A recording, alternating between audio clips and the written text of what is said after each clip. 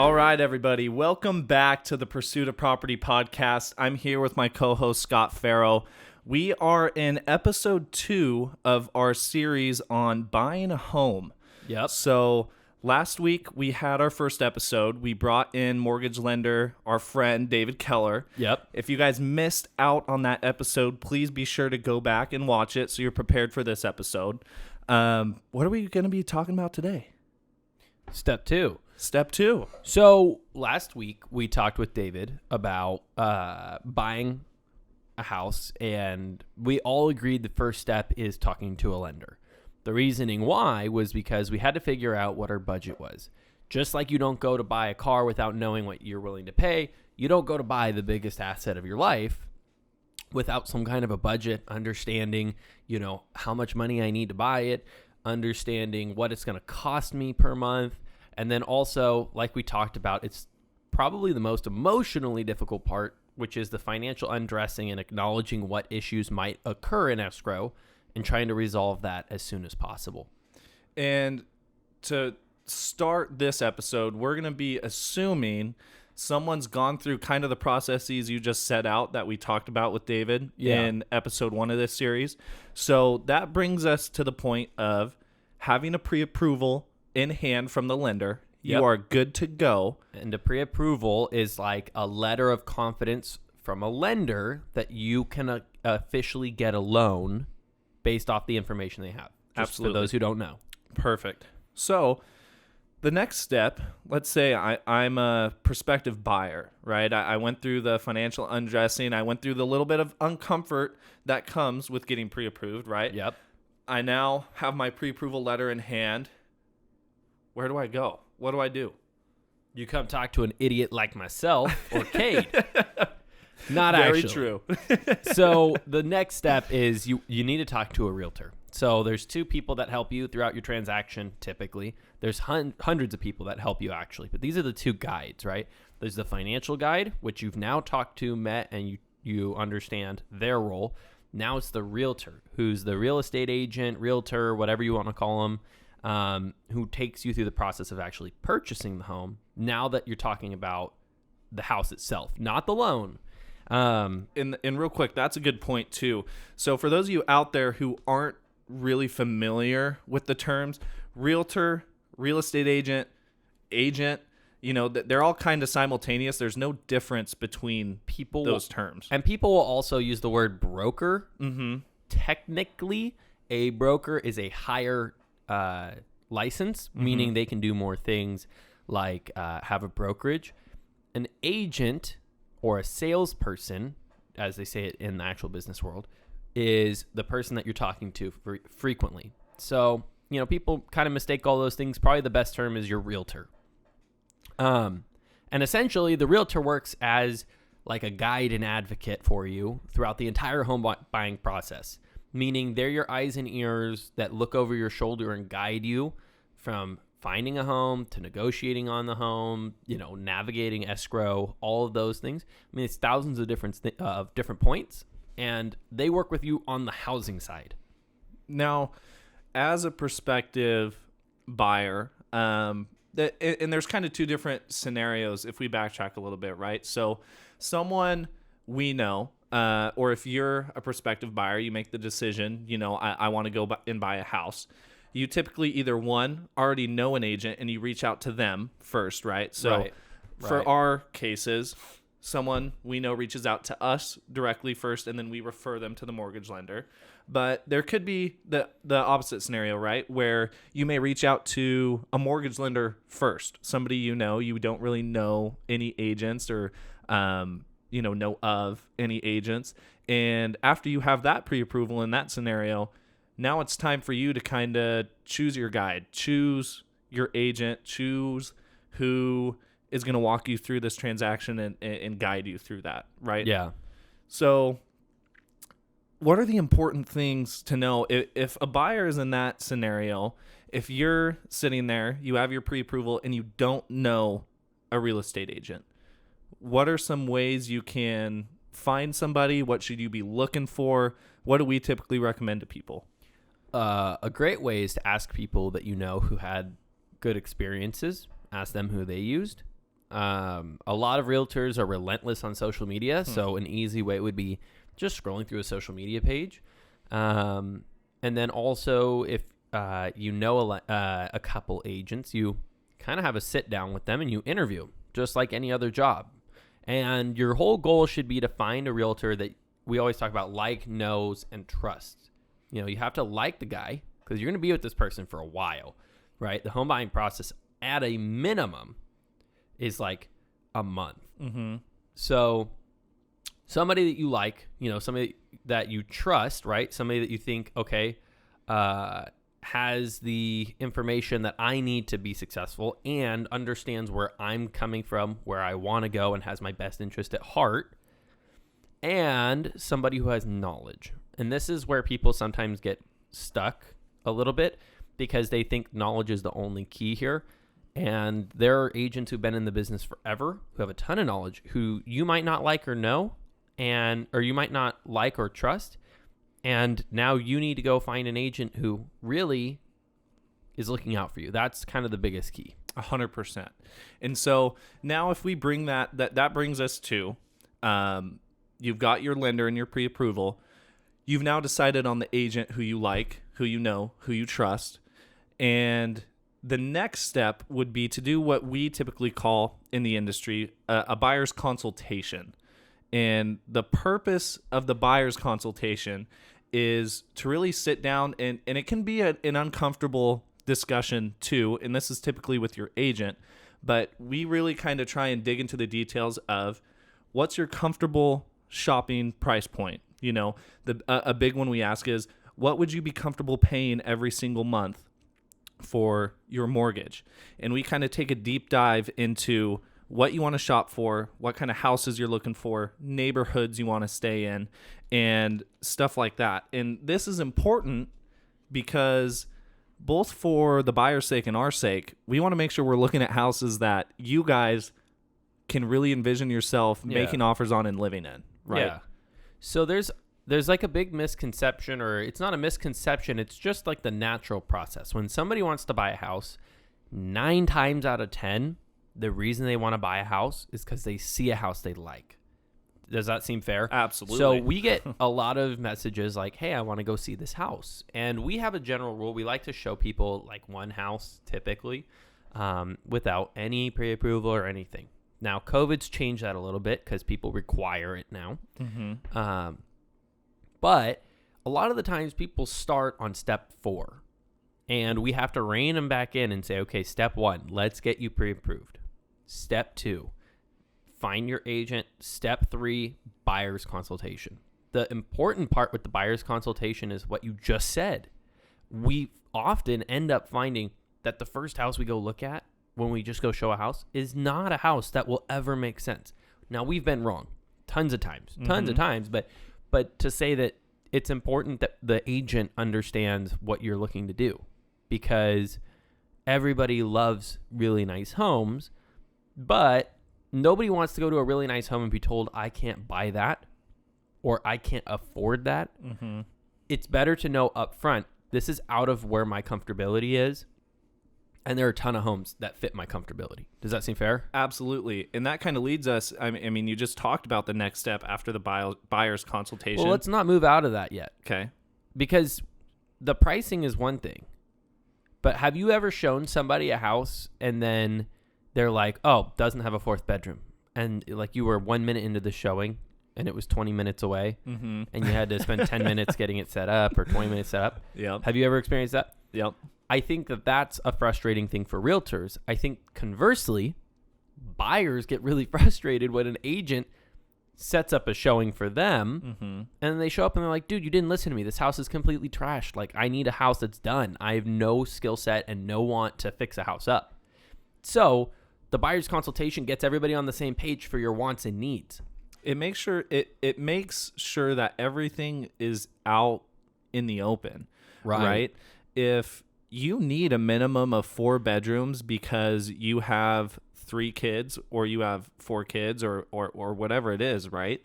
Then there should not be any time wasted on either the realtor's part or the buyer's part to go and look at houses that only have 3 bedrooms. Or 2 bedrooms. Or 2 bedrooms. Exactly. Making sure everything gets out in the open like that not only makes things clear exactly like you were saying, everybody's on the same page, but it also puts you in the best position to, 1, go and see the homes that match your criteria, and Right. 2, give you the best chance of moving forward and getting an offer accepted. Because if you going to see a house that doesn't match your criteria, let's use the bedroom for example, you're not going to be too serious. I mean, unless it's the 0.0001%, right? You're not going to be falling in love with that house and making an offer on that house, and you never want to have buyer's remorse either. Right. If you need those bedrooms for your kids, you're going to go and look at houses that have 4 bedrooms. Right. The other part is a lot of people don't know the buyer relationship and the buyer agent relationship. So you set expectations. Mm-hmm. Now, every agent operates differently, but we work with a lot of people who are pretty proactive. Not to say that we don't look on the MLS and send them listings, but to say that a lot of buyers right now understand it's hyper competitive and they need to be on top of looking. Now, this is a situational economy thing. There are times where the market's a little slower and the agent does more work digging for finding listings that maybe there's motivation for a discount, right? Yep. But right now, we work with a lot of buyers who search. Understanding how that relation's set up, okay, some people, they'll go on like big sites and they'll find foreclosure, pre-foreclosure, and they'll send us those listings. We can have those conversations right now. Hey, pre-foreclosure and foreclosure situations are unique and they're not actually listings. They might appear as such, but for all intents and purposes right now, we're going to ignore that because most of these pre-foreclosures and foreclosures won't go to sale. And when they do, they go to cash. Yep. So these are all things to talk about, especially like time frame, location, bed bath count, condition, pool or no pool, garages. These are all things. 1 story or 2 story. 1 story, 2 story, yard size, school district. There's a million different criteria. Setting up a list of wants and needs, 1, allows the agent to look for you. But 2, when you send the agent a house, the agent knows what criteria the house needs to check in order to go look. And a good example of this would be maybe you don't like road noise and you're just like spamming through the list view of listings on a major consumer site, and you're sending a house on Serena. Serena backs up to Shepherd. It matters which side of the street you're on for road noise. So you might not have caught that, but it is, at the end of the day, the realtor's job to check, right? Yep. And if you show up to the house and you see that big cinder block wall and you hear cars speeding down Shepherd, well, you guys all just drove, let's assume the average commute's 10 minutes or more, 20 minutes round trip to go look at a house that you're never going to want.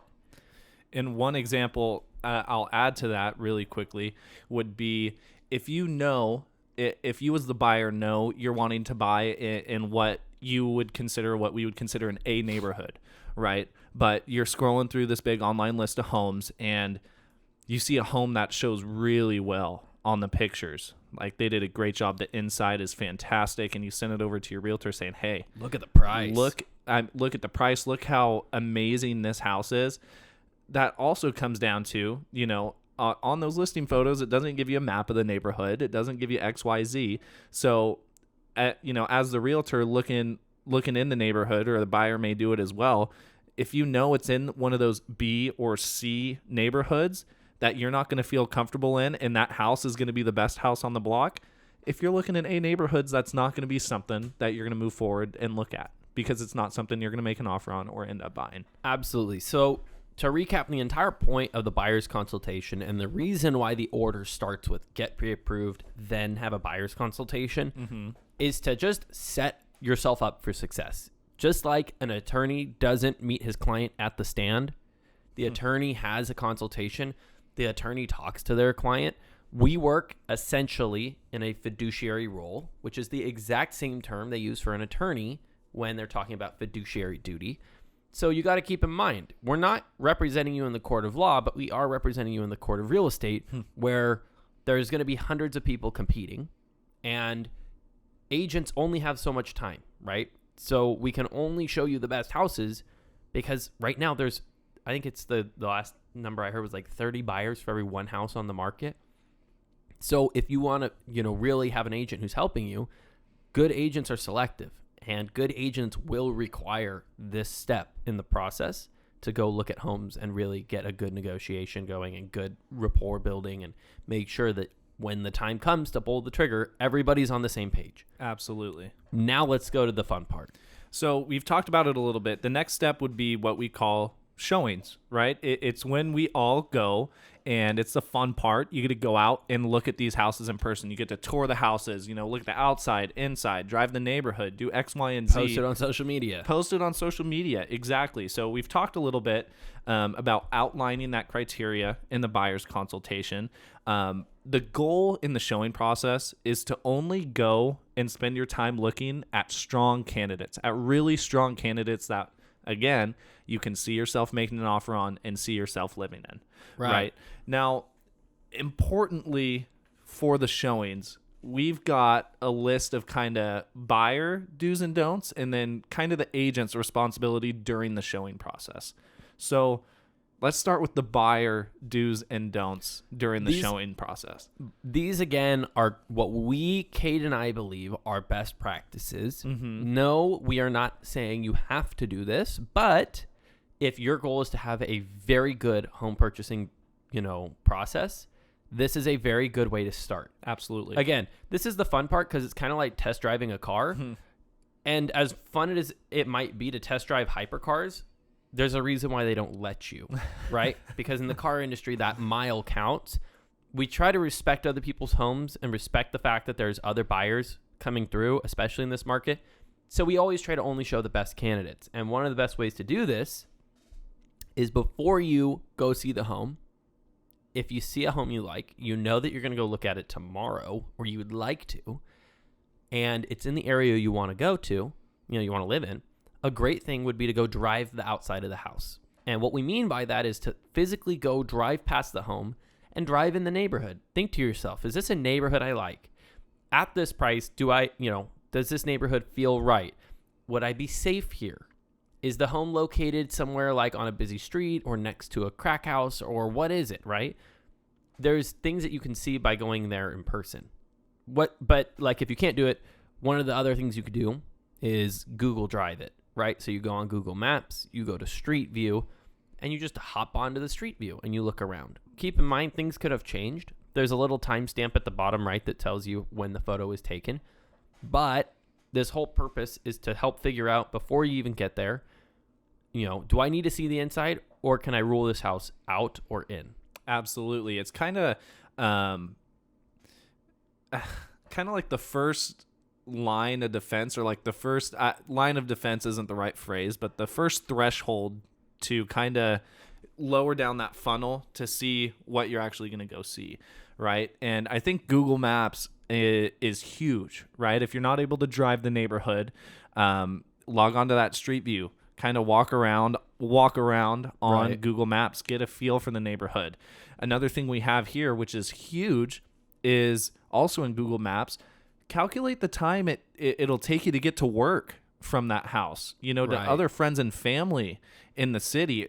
And that might be something that is huge. really important to you is, I want to be only a 20-minute drive from work because in my current place, I have to drive 40 minutes. I really need to narrow that down.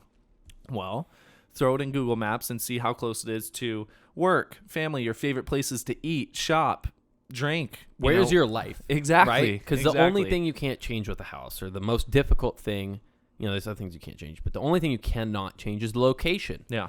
And sometimes, just like you were saying, you'll get carried away looking around at, gorgeous photos and the price is perfect. Mm-hmm. Well, you forget to look at where it is on the map. And now you're seeing, of course it's that price. It's way, way out in Clovis.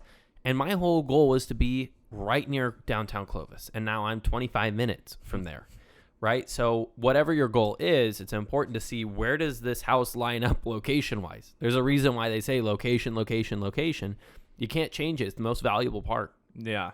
And on the actual showing, so this is kind of like what we recommend and what we have found helpful, what our clients have found helpful to do, kind of pre-showing, right? Right. Now, something especially important, which sounds like, it should be common sense. But when you're on the actual showing, a big buyer do is to communicate to your agent during the showing your likes about the house, but then also any concerns you might have about, the house when you're viewing it. That way your agent can, one, make recommendations or solutions. And again, it goes back to making sure everybody's on the same page, everybody's being open and honest with each other.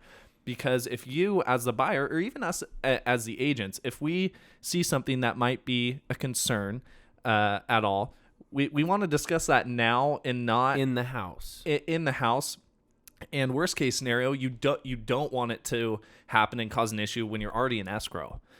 Because, if this was a concern back here and you're already in escrow and it's something, that could potentially cancel the escrow, then, you just went from here to here and wasted a whole bunch of time, when if everybody was open and honest and on the same page back here, it would have made it a lot easier for everybody. No, that's huge. The other part that we talk about is when you're open and honest about what you're liking and what you're not liking, the agent can be an advocate for you when the time comes, right? And so when you say, okay, you walk in a house, oh, I don't like this, I don't like that. Hey, this really concerns me. That AC unit looks really bad. One, an agent will have some expertise that will help you, and they might agree. Or two, when we write the offer, we talk in the process of writing the offer, hey, I know that you were concerned about this, that, or the other. Does this price, with knowing those things, is this a price you're willing to pay, knowing that could be an issue down the road, right? And if it's going to, writing in what things need to be done for you to be happy are important. Which leads us a little bit to the don'ts, or like some suggestions on some like mindset stuff. Yeah. We've noticed that people being, emotional beings, humans naturally are emotional beings, will walk into a house and they might get that sense of, oh, that's amazing. And that's great. That sells homes. Mm-hmm. But that feeling of, oh, this house sucks. The paint's trash. The carpet's trash. The counters are garbage. Keep in mind that like most everything in a home is repairable or changeable. And a good realtor will have a general idea of like, oh, this could get done this way, and it's going to be approximately this amount. They're not going to give you a contractor's estimate. Yeah. Some agents will, because we flip houses and we could say, hey, I know this is what it costed me to do something similar. But, having that conversation where it's like, okay, I'm looking at a house. Most people aren't going to find the dream house. I would say 99% of people are going to compromise at something on a house. Yep. The important thing to remember is that things are changeable, except location. So if you walk into a house and you say, oh man, I don't like the carpet and I hate the paint, and this house is out because of that. Well, carpet and paint could be as little as like $5,000, $10,000. And if the price was right, wouldn't you want to buy that? And if the kitchen's outdated and you don't like it, well, when you update the kitchen, the home value goes up. So just a couple thoughts about like negativity when it comes to finding something about a house that you don't like. If it hits like your major check boxes, if it has the location within the price range, the right bed bath count, the big ticket items are taken care of, the carpet and the paint and the that one faux wall that makes your layout choppy, that's all solvable. Yeah. Now, a second buyer don't, which is absolutely one of the agent don'ts as well. Which is kind of a mutual respect thing, which again sounds like common sense, is not to be late. And there's a couple of reasons for that outside of just, the respect aspect of it from each party. Especially in this market, showings are scheduled from A to B, typically in 15 or 30-minute increments, right? And typically you're having showings back to back to back to back. So you may have a 2 to 2:30 time slot, but there's somebody behind you from 1:30 to 2, and there's somebody after you from 2:30 to 3. So you really only have that window until it's not your turn and it's somebody else's turn to view the home. And if your agent is late, or if you as the buyer are late, it may be the perfect dream house that checks, the majority of your boxes. But if you, as the buyer, are feeling rushed through, you're getting there and you've only got 10 minutes left in your showing time slot, and you're walking through the house rushed, you don't have time to soak in everything, that may have been the one. But I mean, just think about it. When we as humans are rushed and stuff like that, there's a good chance after that showing where me as the buyer, I'd be like, no, that wasn't really it. That's not the house. You know what I mean? Mm-hmm. So outside of just the respect portion of it, it's making sure you have enough time in the home to make sure what your likes are, what your concerns are, and go from there. Right. Again, it comes back to that buyer's consultation. When are you free to show? Yeah. Right. So a lot of people get stuck in the evenings and weekends, and not all agents can do that. So, sometimes you'll get stuck with, hey, we got to go look at lunch. And when you're going to go look at a house at lunch, making sure that your agent knows, okay, how long's the commute to get from your work? Making sure that the communication's on board. How do you like to communicate? Are you a texter? Do you like email? Do you want phone calls? What's best? All those things are super important. And yeah, it's all in order to give you time in the house to decide or soak up as much information as possible, and then make a reasonable decision on, do I want to make an offer, or is this something that I want to walk away from? Of course.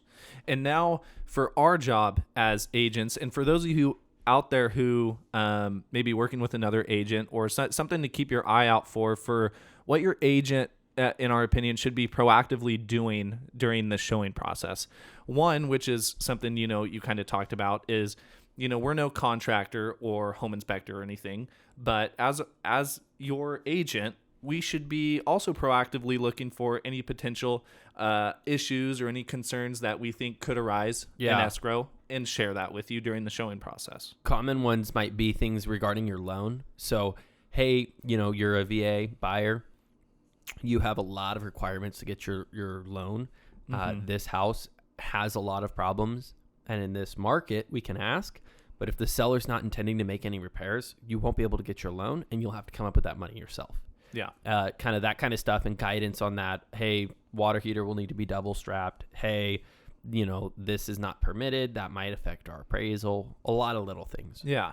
And also it going back to, it being our job to also help kind of uncover those layers as to what you as the buyer, what your key motivation is, and kind of your comfort level and key parts of making the offer, if it's something you do want to make an offer on. Yeah. How serious are you? How serious are you? How urgent it, if you're on a, kind of stricter or faster timeline, it's our job to help to gauge that urgency and to put you in the best position to get your offer accepted as soon as possible. Right. If you have an impending timeline, it's on the agent and you to communicate that timeline. And then it's on the agent to help give you the tools that you need to be done, right? So if you know that your deadline is in 45 days or 60 days, you need to get your offer accepted yesterday. If you need to be moved out in 30 days, we need to start planning a different solution here for a short-term living situation. Yeah. Because unless something miraculous happens, a loan's going to take more than 30 days in most transactions. Absolutely. And so then the other part is the agent is obviously setting up the showing and communicating with the listing agent. We're trying to figure out what the seller's motivation and needed things are, and what does the perfect offer to the seller look like? So that way, when we talk to you, especially in a market where it's very seller dominant, we can say, look, if you love the home, here's what you need to do. If you just like the home, what would you want to do that fits some of these criteria? Absolutely. And that is a perfect point, which we have in our next step, which we've been talking about a little bit, is making the offers, right? So you've been in the showing stage, you find a house that you have fallen in love with, and you are serious about making an offer, right? And you touched on, it is, one of our responsibilities is to kind of take charge on that offer. Reach out to the other agent. See if there's anything the seller is particularly looking for in an offer. That way we can come back to you guys as our clients and say, hey, look, I spoke with the other agent. The buyers are really hoping to stay in the property for another week just so they can get all of their stuff out. is that something you're comfortable including in your offer? And Right. Us as agents, it's, our responsibility to have that brutal conversation and say, hey, look, if we want to be competitive with these other offers, we will need to include this in the offer. Yeah. And if it's not something you're comfortable putting in there, chances are we are not going to get the offer accepted. Yeah. And I want to remove the misconception that saying like, I'll take it, or, yep, I'll buy it, whatever. It's funny because it tells the agent, okay, great, they'll make the offer. But in real estate, it's not like you order something on Amazon. It's not like the seller lists a house and it's like, okay, just say yes and it's yours. Yeah. Especially in a competitive market, which Fresno I think is going to be in for a while. I don't think we're going to really swing a lot. The seller is in control in some situations and the buyer's in control in others. And when you're in a situation like our current economy has been for the last 5 years, when you make an offer, you're not guaranteed that you're getting it accepted. And so taking the advice of your agent, looking with your lender at what you can afford and what tactics there are to make your offer stronger. These are all important things in order to be a successful purchaser. Absolutely. Or else you're just going to be looking at houses that you can't buy because, you're not taking in the constructive feedback. Okay, this is what the winning offer ended up being, which you don't always know. Yeah. And so you might be told, okay, these are the terms you need. And you say, well, I can't do that term. That's fine. But when we lose out, you can't expect that you should have gotten it just because you made the offer. Absolutely. And I think it's also important, responsibility on both sides. For one, you as the buyer to understand in its entirety the offer that you are writing.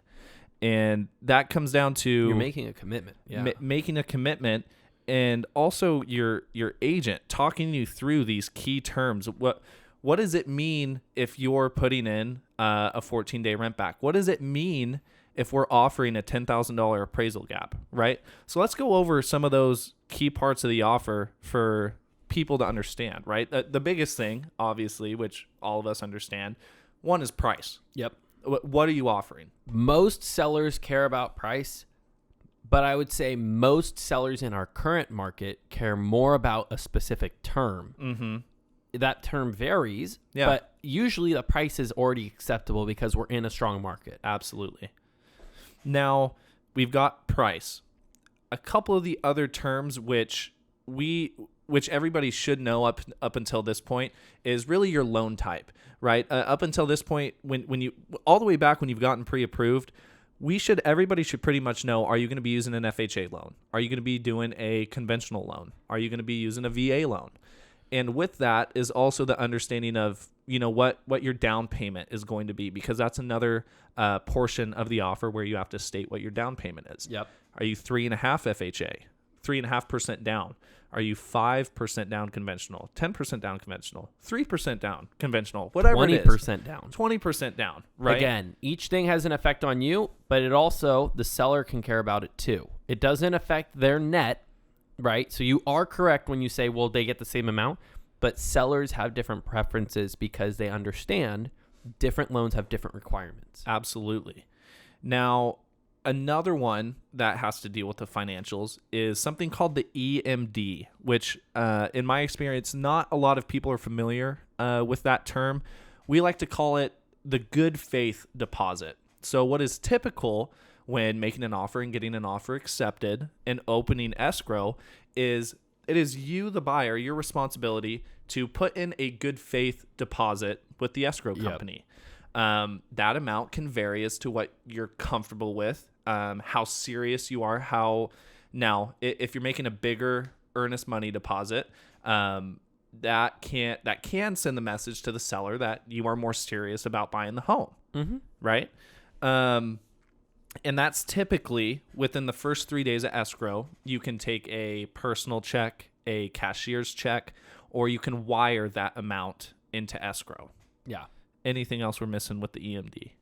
Well, I think it's important that we do clarify that price and terms are separate things, right? Absolutely. So the price is just one part. These are all little aspects, little tweaks that have no financial change in your total amount of money into the house, or typically they do not. Mm-hmm. But they do affect the strength of the offer.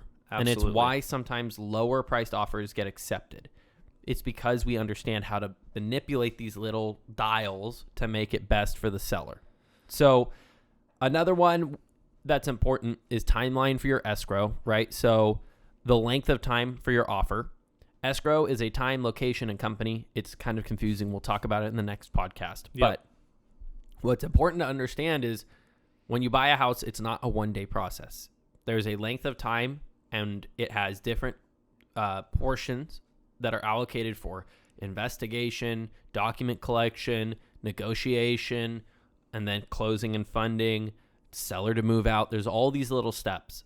What's important to know is that sometimes sellers are motivated by speed. And if that speed is the most important thing, then maybe they're motivated for somebody who can close in 20 days than 30 days. They still get the same amount. Maybe they got more from the 30-day offer, but timing was everything to them. Absolutely. Right? And then the last most common, there's two more common things. One is an appraisal gap. When you get a loan, a bank will only lend to you based off the amount that the bank appraises the home for. It's the value. An appraisal gap is the idea that if the appraisal comes in low and my lender will only lend on $100,000 instead of the $110,000 I told you I'd pay, I will make up the difference. It's strictly cash out of pocket. It is one of the heaviest used terms right now because for a while our prices were catching up to our offers, so the appraisals were behind. But nowadays we're starting to see, the home prices are stabilizing out a little bit.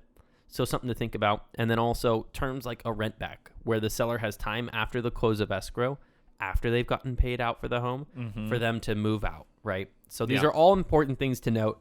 We're going to spend a lot more time next podcast talking about, okay, this is what escrow looks like, and here's how the different details play out. Absolutely. And just a quick example on that appraisal gap, because like you said, especially in today's market, in a market where somebody may classify it as a seller's market or a hot market, we always use the term, you sell the house twice, right? You sell it first time to who?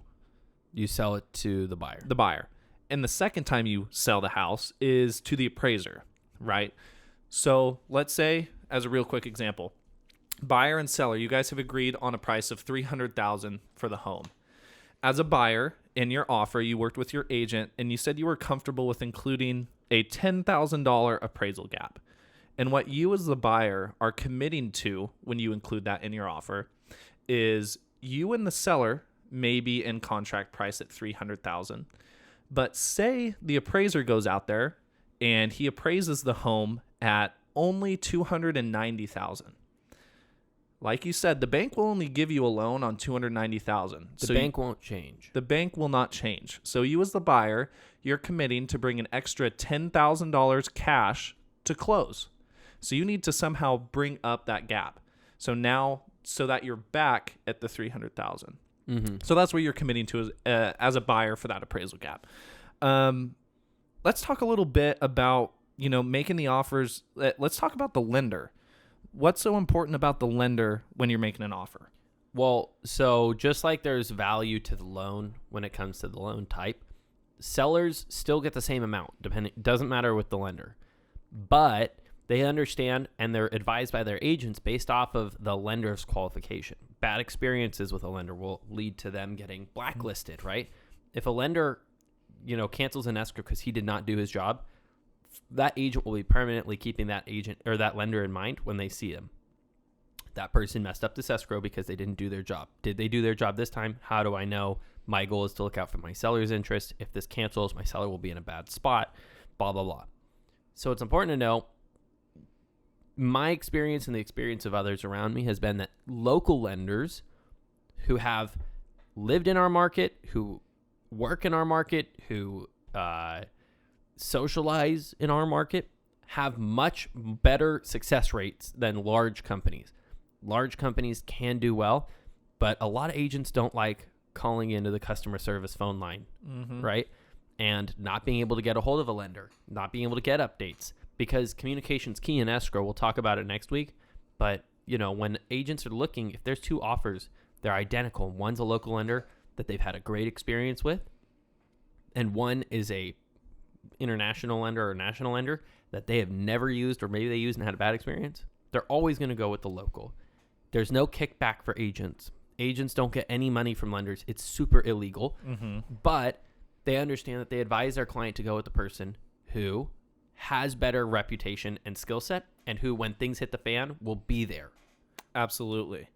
And we've touched upon the major types of loan types. Now, there's a bunch of different types of loans out there that different lenders can offer, right, depending on your situation and a bunch of other factors.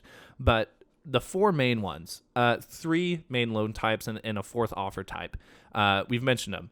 FHA, which typically requires repairs to be done depending on what comes back on the inspections. Yeah. Right. Next, we've got VA, which in our experience requires the most amount of repairs in order for the loan to be made. Yeah. Third is conventional, which sellers typically love to see, right? Because conventional is usually easy to work with. Obviously with conventional loans, your down payment might differ from what we were talking about. Yeah. But conventional sellers typically see as, easy to work with, right? And then the fourth option, which isn't a loan option, but is cash. And typically cash is king, right? As sellers, if you see a cash offer coming in, you're pumped. It's just less maintenance. The amount from a loan is the same. Again, I can't repeat that enough. The seller gets the same amount. It's the peace of mind, and typically cash is security. Yeah. And I want to backtrack a little bit. You said it when we started talking about parts of the offer, and it's the difference as a buyer of liking a house and loving a house. And that's where it comes down to us as agents, or your agent, to sit down with you when you're making the offer and be brutally honest and say, hey, look, do you want to make an offer based on you liking the house, or do you want to put together an offer that I think will put us in the best position to win, in the best position to get us into escrow? Right. It depends on your motivation and the house, and there's a lot of different keys. Yeah. And typically a good agent can get an offer accepted if you work with them. And yes, you will pay a good amount for the house. You will give up a lot of terms. But the most important thing in that situation is getting the house, and you win. If you just like the house, you're not motivated, you don't need to worry about it, great, no problem. Just know that if somebody else is in that spot where they need it, they're going to make it happen. Yeah. And even if you just put in a good offer, that doesn't guarantee anything. It always comes down to the buyer who's going to be willing to work with the seller's terms and price. Yeah. So, we don't want to get way too bogged down on it. Just know that if you love a house and you need this house, you need to communicate that to your agent. And just because you love and need it too, keep in mind there's probably somebody else who loves and needs it. So you need to work with your agent to give the best offer you can. And if you can't get your offer accepted, then it's not meant to be. It's just, that's where your worldview comes into play. If you believe in God or whatever, karma, universe, whatever term you say, it's not in your cards to have that house. And the agent will follow up with that house because they know you love it so much. And if something happens, you want to be right there to take advantage of the situation. But just know that if you just like the house, then the agent's not going to push you to do those same things. Yeah. Because maybe you just like the house and great, we'll just throw in a good offer, strong offer. But if you love the house, you're going to add that appraisal cap, the rent back, the shortened contingency time frame, maybe remove contingencies, higher earnest money deposit. There's a ton of terms to show I am willing to do what it takes to get it done. And it's important to have that conversation too. If you're making an offer just based on, you liking the home and we'll put in a strong offer, it's got to be perfectly clear, which is, partly the agent's responsibility to convey this, but for you to be okay with that offer not getting accepted, because most likely someone else out there is putting in an offer based on them loving the house and doing whatever it takes for them to get the house. And, that kind of comes back to, making sure you're wanting to make offers on houses that you do love. Yeah. Do you even want to make an offer on this house? Yeah. And if I don't, that's okay. Yeah. The last thing was time frame. Yep. A lot of people, once we've written the offer, they ask, well, how long is this going to take? The answer is it varies, but typically a week is the longest I've seen negotiations last. Mm-hmm. The experience that I've always had, the purchase contract has a 3-day expiration date on it. By default. So you submit an offer. Usually the ways we see it is either a seller will have a specific date and time they're going to review offers, or they'll review as they come in. Either way, the seller will review your offer, and then they have the option of either taking it, denying it, or countering it. If they take it or deny it, you know your answer within that 3 days or sooner. If they counter it, then they write up literally, it's called a seller counter offer, and it's 1 page, and they change the terms that they don't want, or they take things out or add things in. They send it back to you, and it has a 3-day expiration. And now it's your job to review it, and you can either take it, reject it, or counter it. And so the reason why we bring this up is you can go back and forth countering on terms and conditions. Just know during all of that time, somebody could come snake you and take the house. Yeah. But you could also find out as soon as tomorrow or same day. Yeah, absolutely. So we've covered in, this episode kind of step 2 of buying a house, which took us from the buyer's perspective, which took us from having a pre-approval all the way up to making offers. Now, the important step here is, like you said, figuring out if your offer is accepted or, that portion of where you may be negotiating for a period of time. But if your offer is accepted or if your offer is rejected. And it's important to note here in step 2, if your offer is rejected, you backtrack and you start back over at the showing stage, right? Your offer was rejected. You didn't get that house, but, like you said, the right one is going to be out there. So you're back to the showing stage. You just keep looking. You kind of repeat that process until you get to your offer accepted. Now, what we'll be covering next week in step 3 of buying a house is once you get your offer accepted, the escrow process, right? Which can be really daunting, which can be stressful, confusing. Yeah. So we're going to be covering that next week in step 3 of buying a house. But I think that wraps up our step 2. Absolutely. This is a really important series for you guys to comment what questions you have. Yes. So that way we can answer them.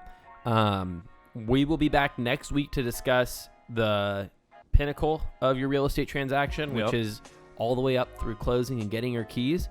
Hopefully we've brought you from complete, not interested in buying a house all the way up through making offers, and you feel confident that you know the process. And if you're in this position, feel free to give us a call if you have questions, and we would be happy to refer you to lenders or talk to you over a coffee or whatever it takes to help get your confidence up. Absolutely. Well, thank you guys for tuning in to the second episode of our home buying series. We will be back next week with our escrow process. Until then, like Scott said, please let us know if you have any questions, comments, or concerns you'd like us to talk about, and we'll see you next time. Thanks for joining, guys.